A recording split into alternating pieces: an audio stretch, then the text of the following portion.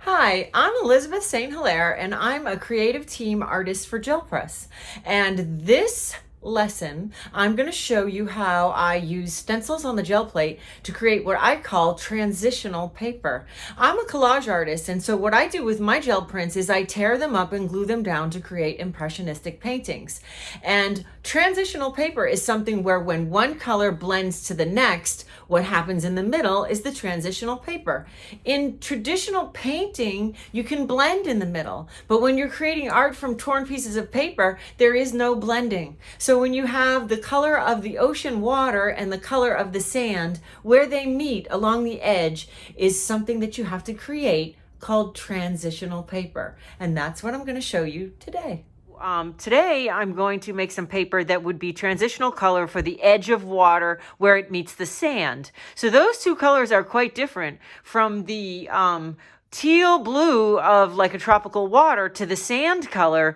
If you ended that hard edged, you would not get that feeling of where the water gets very shallow and the sand color shows through it. If you just butted up the tropical water blue with sort of the sand color abruptly. What we're going to do then is start with working from light to dark. I'm going to use some graph paper and some rice paper on a roll. And I am going to create a sand and water transition starting from light to dark. So I'm going to start with my sand color, and I'm going to get real light on that. So I'm going to use some titanium white, a little bit of titanium white, a little bit of Naples yellow, a couple drops of that. And I want to stay light. So let's see how that comes out. So I'm going to swirl my brayer around to stir the colors together and then roll out. If you don't swirl and roll, you kind of get blotchy, unblended color, which isn't a bad thing. Sometimes you might be going for that, but right now that's not what I'm going for. So I want to make sure to swirl and roll. Okay, so the first thing that I'm going to do is start with that light colored solid that I will build into a sand color.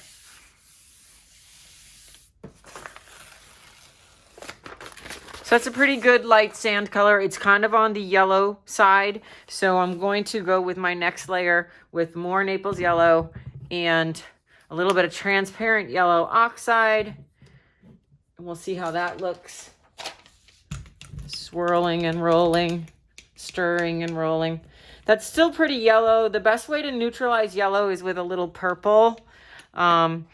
So I could do that. A little bit of permanent violet dark and a very little bit. So one drop, and let's see how that does. So stirring and rolling that out. And that is overpoweringly purple-ish, but it's getting there a little bit towards the sand. So I'm going to add a little bit of more white.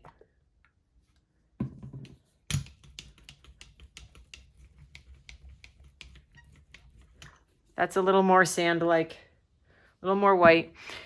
Blending colors is about experimenting. You can practice with blending color on paper, painting color charts. Here we go. That's a little mauve-y, but I think it's going to be all right.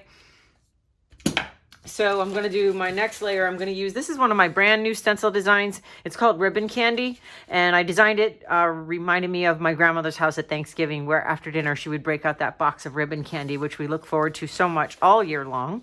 I thought that would be a good pattern for the edge of water. So now we have a second layer. It's a little dark, but have no fear.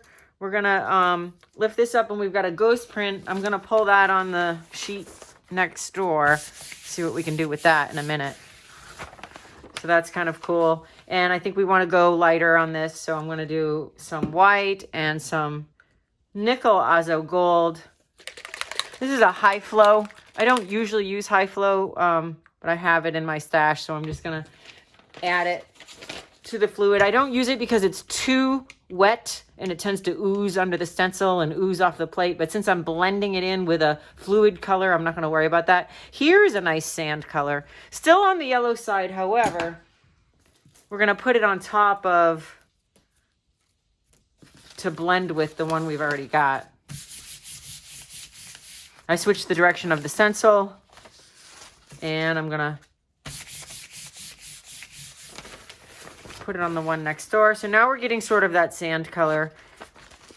I've got a ghost print that I'm going to move over and use over here. So now we're building up some fun stuff. I'm going to use more white with just the color that's in my brayer. So that's going to tint the white just ever so slightly.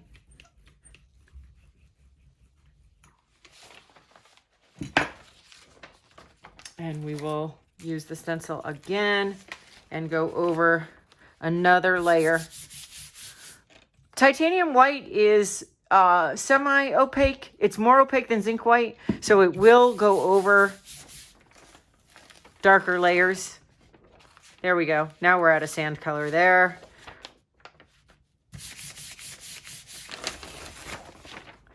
And the ghost print, and I'm going to put that one on top of this one as well.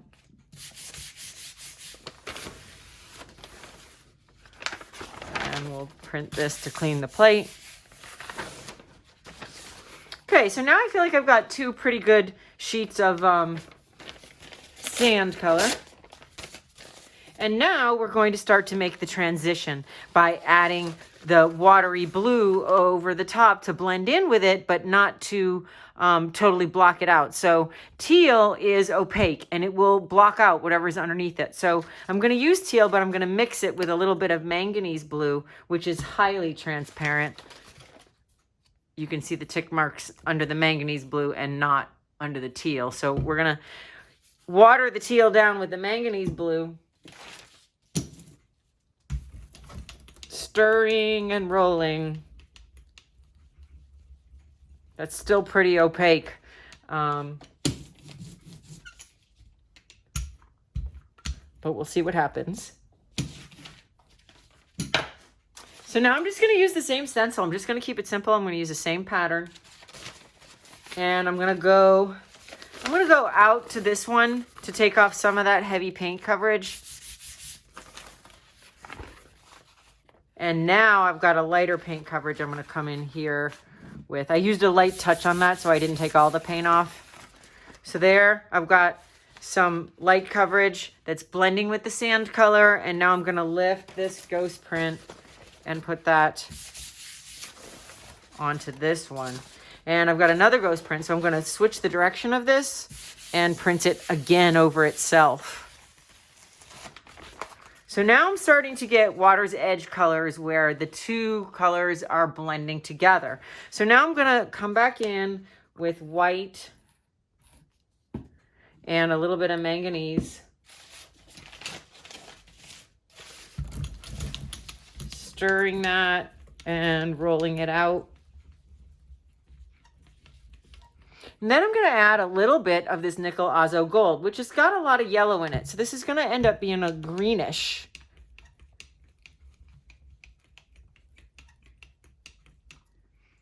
But it is the combination of these two colors. So we will now lay that over. I'm going to lighten it up a little bit with a little more white.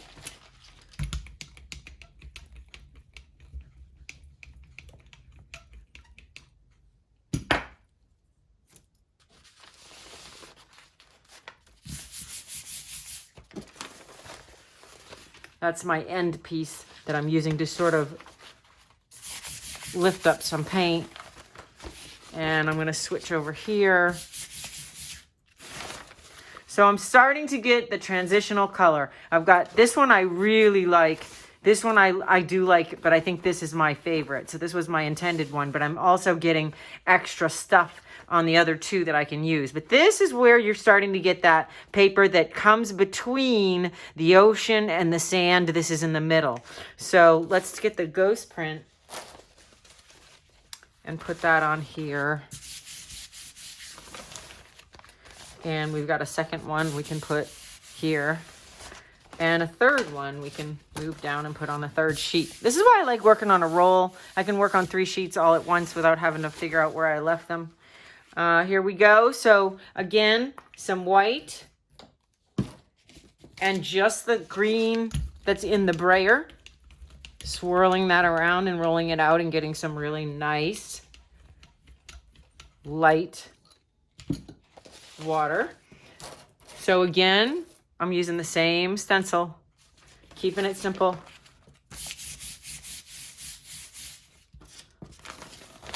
So now I've got some more seafoam color.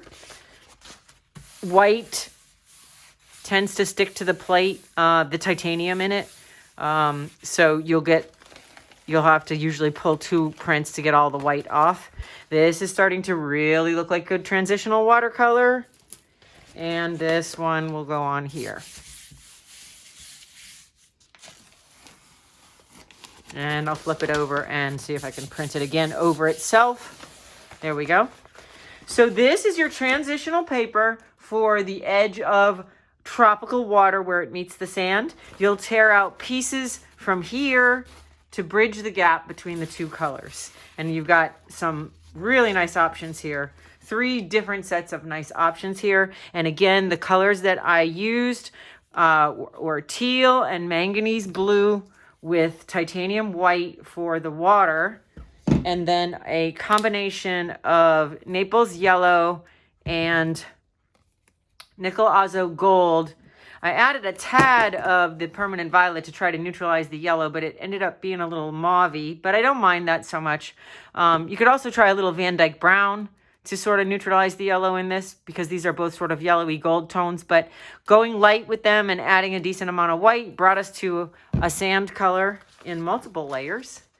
And so this is just for ocean water edge, but you can see that in my painting examples, when I painted in Sedona, where the red rocks met the green tree line, I used a transitional color of the red with pattern of green to bridge the gap and let the eye blend from those 2 colors. So it doesn't necessarily have to be the edge of water. It can be where trees meet the sky. You have paper that's blue and green for a soft edge, or where the red rocks meet the greenery, or where the plants meet the earth, and you might want to have a transitional paper that's green and brown. And it's just a matter of experimenting and playing with your color combinations. And a lot of people will ask me, where would I use this paper? Like, I don't understand why you use so many colors. For example, like something like this, they'll say, well, I don't know how you use that for collage paper, but these are transitional colors. So where the teal blends to the green, or where teal goes to magenta, or magenta goes to green, this is the paper that bridges the gap between that and this. This goes in the middle for a soft transitional blend.